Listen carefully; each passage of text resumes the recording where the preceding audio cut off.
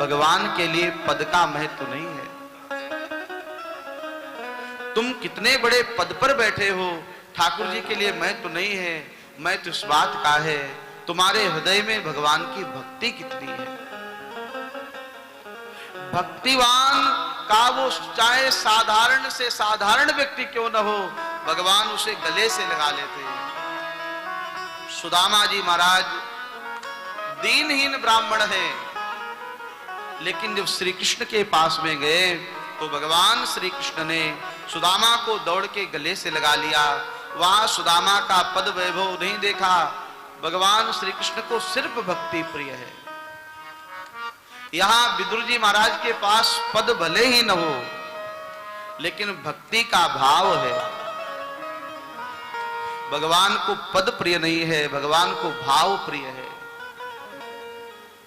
व्याधस्याचरणं ध्रुवस्य च वयो विद्या गजेन्द्रस्य का जातिर्विदुरस्य यादवपते उग्रस्य किं पौरुषा कुब्जाया कमनीय रूपमधिकं किं तुत्सुदाम्नोदनम् भक्त्या तुष्यति केवलं न च गुणैः भक्ति प्रियो माधव। भगवान को तुम्हारी संपत्ति प्रिय नहीं है, भगवान को विद्या प्रिय नहीं है, भगवान को जाति प्रिय नहीं है, भगवान को तुम्हारी वस्तु से लेना देना नहीं है। का व्याधस्य आचरणम, व्याध का कौन सा आचरण बढ़िया था। रत्नाकर डाकू का राम राम भी ठीक से नहीं जप पाए, मरा मरा कहा, और वह मरा मरा कहने से वाल्मीकि जी महाराज डाकू से वाल्मीकि बन गए। वाल्मीकि भय ब्रह्म समाना। भगवान को आचरण भी व्याधस्य आचरणम, कौन सा उनका आचरण बढ़िया था। ध्रुवस्य चवयो का ध्रुव जी की कौन सी ज्यादा अवस्था से 5 वर्ष में भगवान मिल गए। किसी ने कहा भगवान विद्या से मिलते होंगे, जो ज्यादा विद्वान होता होगा भगवान उसे मिलते होंगे। कहा फिर बताओ हाथी ने कौन सी विद्या पढ़ी थी। विद्या गजेंद्रस्य का। गजराज तो विद्या का नाम भी नहीं जानता, विद्यालय का नाम भी नहीं जानता, कौन से विद्यालय में पढ़ना है क्या पढ़ना है नहीं जानता है। फिर भी भगवान गजेंद्र को मिले। विद्या गजेंद्रस्य का। विदुर जी की कौन सी उच्च जाति थी, वह तो दासी पुत्र थे, भगवान विदुर को मिल गए। उग्रसेन महाराज ने भगवान को प्राप्त करने के लिए कोई प्रयत्न नहीं किया, उग्रसेन को भगवान प्राप्त हो गए। उग्रस्य किम पौरुषा का। किसी ने कहा भगवान सुंदरता पर रिश्ते होंगे। का वह त्रिविक्रा कुब्जा कौन सा सुंदर थी, वह तो 3 जगह से टेढ़ी थी, भगवान उस कुब्जा पर रीझ गए। किसी ने कहा भगवान धन पे मिलते होंगे। का धन से भी भगवान नहीं मिलते। सुदामा के पास कौन सा धन था। कुब्जायाः कमनीय रूपमधिकम किम तुत्सुदाम नो धनम। तो कहा भगवान मिलते कैसे हैं। का सिर्फ भक्त्या तुष्यति केवलम, सिर्फ और सिर्फ भगवान भक्ति से प्राप्त होते हैं, और भक्ति से नहीं, का भक्ति के भाव से प्राप्त होते हैं। भक्ति आप किस भाव से कर रहे हैं, भक्ति करने के पीछे भाव क्या है। भक्ति के भी कई भाव होते हैं। कोई व्यापार से करता है, कोई व्यवहार से करता है। कई बार होता है क्या, आपने किसी को निमंत्रण भेजा और वो लोग कथा में आ गए, भक्ति तो हो रही है लेकिन वो सोचते हैं कि हम व्यवहार निभाने आए हैं, हमारे लिए कार्ड भेजा गया था इसलिए व्यवहार निभा के हमको जाना है। तो भक्ति जो है उसका भाव व्यवहार को निभाना है। कुछ लोग व्यापार से करते हैं। हमारे साउंड वाले भैया देखो बैठे रहते हैं, उनको कथा से कोई लेना देना नहीं, सुनना है क्योंकि यहाँ पर साउंड चलाना है, बैठना है ना। वो भक्ति जो है वह भाव उसमें दूसरा है। आप भक्ति तो कर रहे हैं लेकिन उस भक्ति में हमारा भाव क्या है? भक्त्या तुष्यति केवलम न च गुणैः भक्ति प्रियो माधव। भगवान भक्ति से प्रसन्न होते हैं। भक्ति के पीछे हमारा भाव सिर्फ भगवान की प्रसन्नता हो, व्यापार के लिए नहीं, व्यवहार के लिए नहीं। कई लोग तभी भक्ति करते हैं जब कुछ मांगना होता है। भगवान के मंदिर में तभी जाते हैं जब कुछ चाहिए होता है। वह भक्ति हमारी कैसी है? तो कहा वो व्यवहार की भक्ति नहीं है, वह भाव की भक्ति नहीं है, वह व्यापार की भक्ति है। उस भक्ति से भगवान रीझते नहीं है। तुमने जो मांगा वह तुमको मिल जाएगा, लेकिन भगवान नहीं मिलेंगे, क्योंकि भगवान का भजन व्यर्थ नहीं जाता।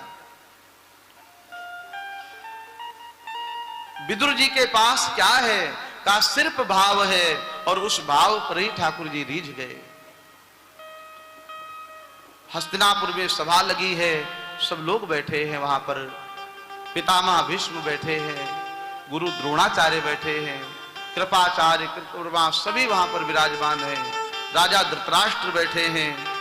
और उस सभा में भगवान श्याम सुंदर बोलने के लिए खड़े हुए, और भगवान ने दुर्योधन को लक्ष्य करके कहा, दुर्योधन मैंने आज तक कभी किसी से कुछ मांगा नहीं है,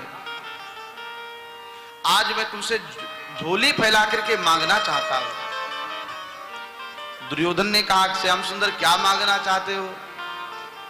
कहा, हो न्याय अगर तो आधा दो, उसमें भी कुछ बाधा हो, तो दे दो केवल 5 गांव, रखो अपनी धरती तमाम। वह भी दुर्योधन दे न सका, आशीष श्याम का ले न सका।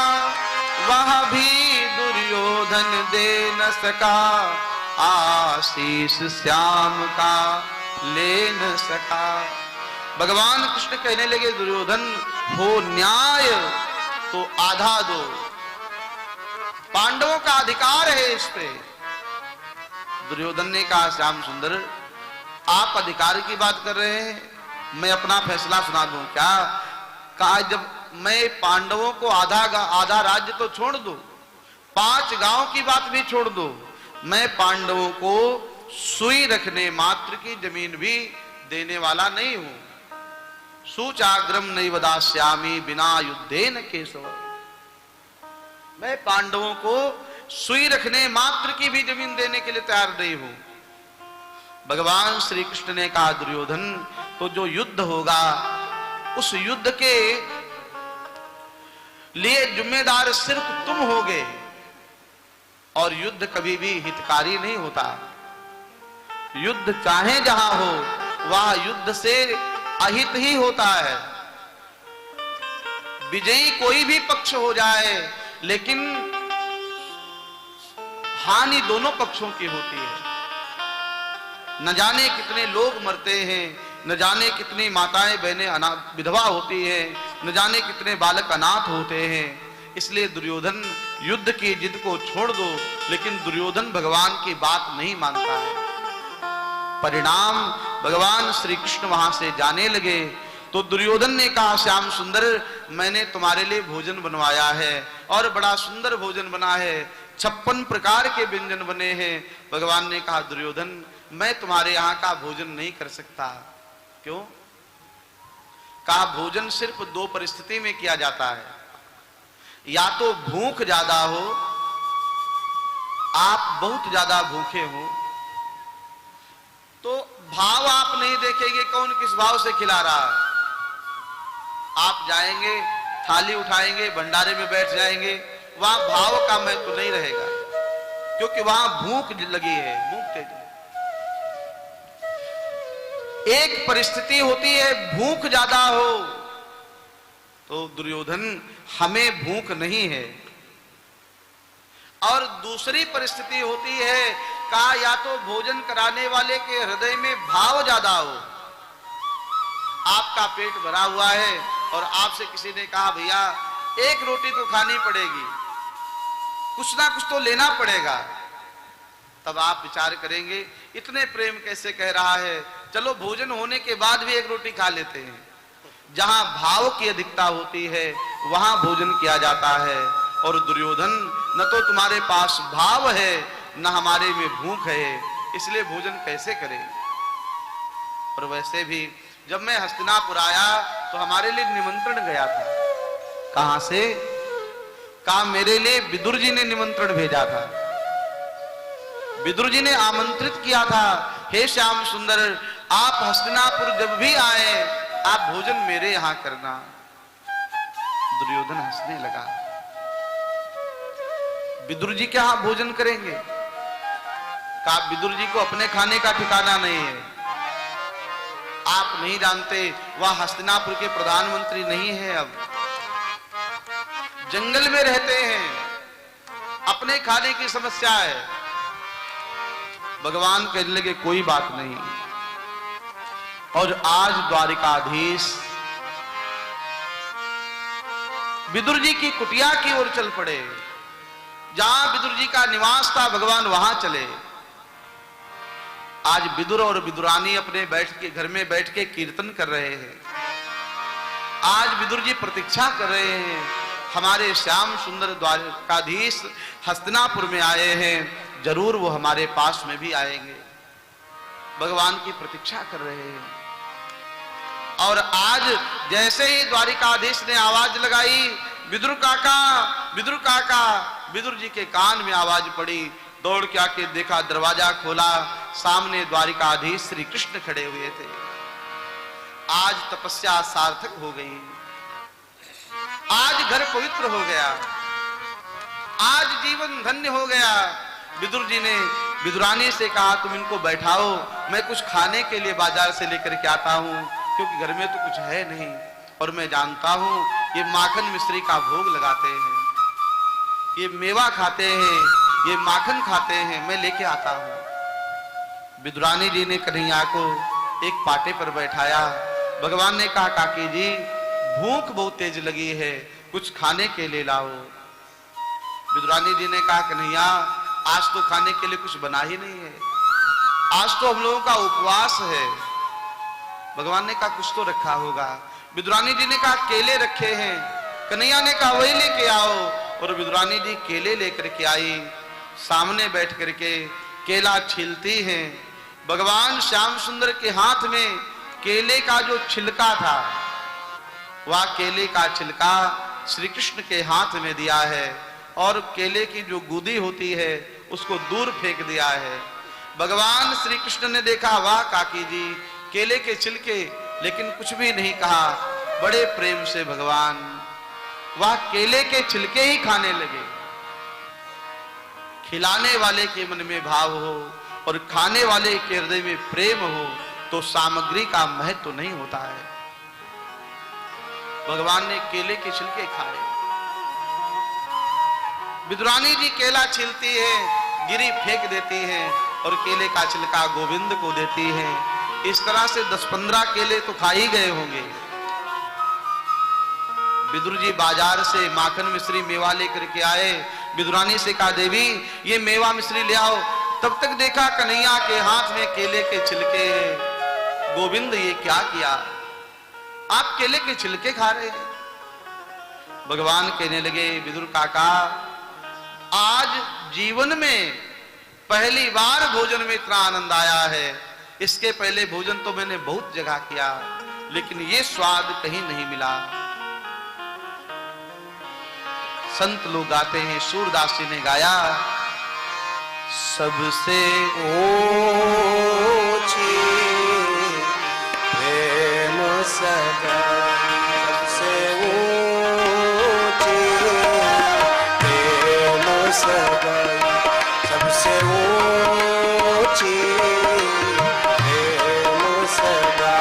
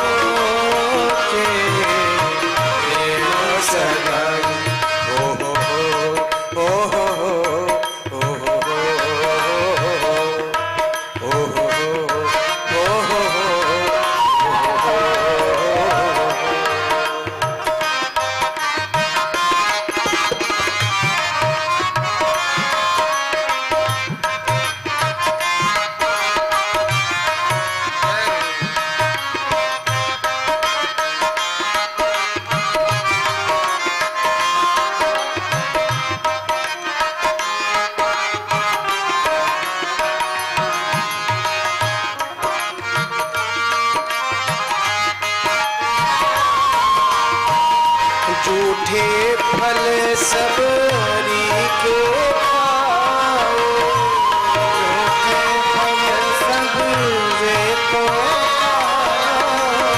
झूठे फल सबरी के खाओ, फल सबरी के खाओ, बहुविधि स्वाद बताए सबसे ऊंची प्रेम सगाई, सबसे ऊंची प्रेम सगाई।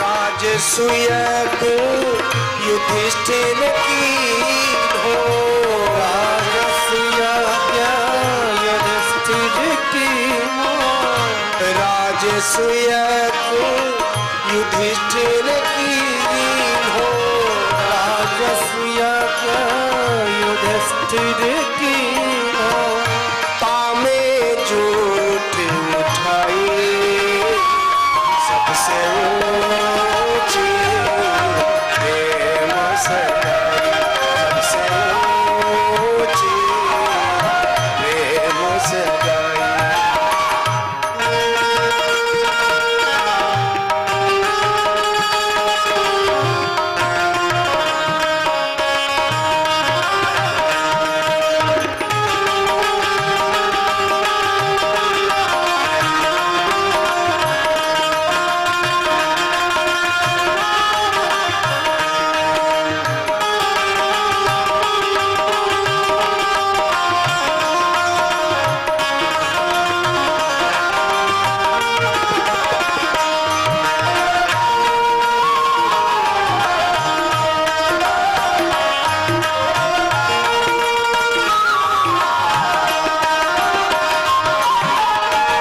प्रेम के बस पारथ रखे हाथों, प्रेम के बस पारथ रखे हाथों, प्रेम के बस पारथ रखे हाथों, प्रेम के बस पारथ रखे हाथों, भूली गए ठकुराई सबसे ऊंची प्रेम सगाई, सबसे ऊंची प्रेम सगाई।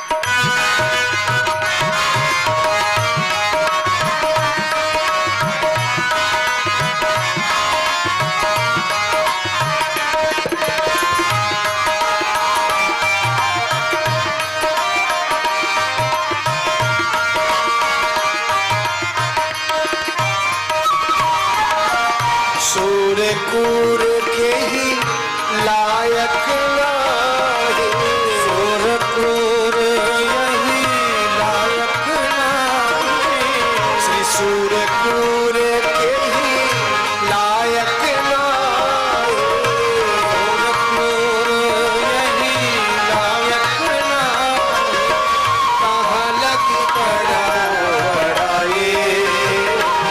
सबसे ऊंची प्रेम सगाई, सबसे ऊंची प्रेम सगाई, वो सबसे ऊंची प्रेम सगाई, सबसे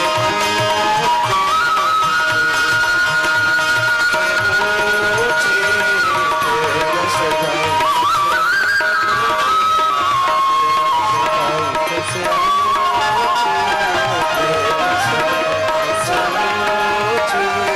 प्रेम सगाई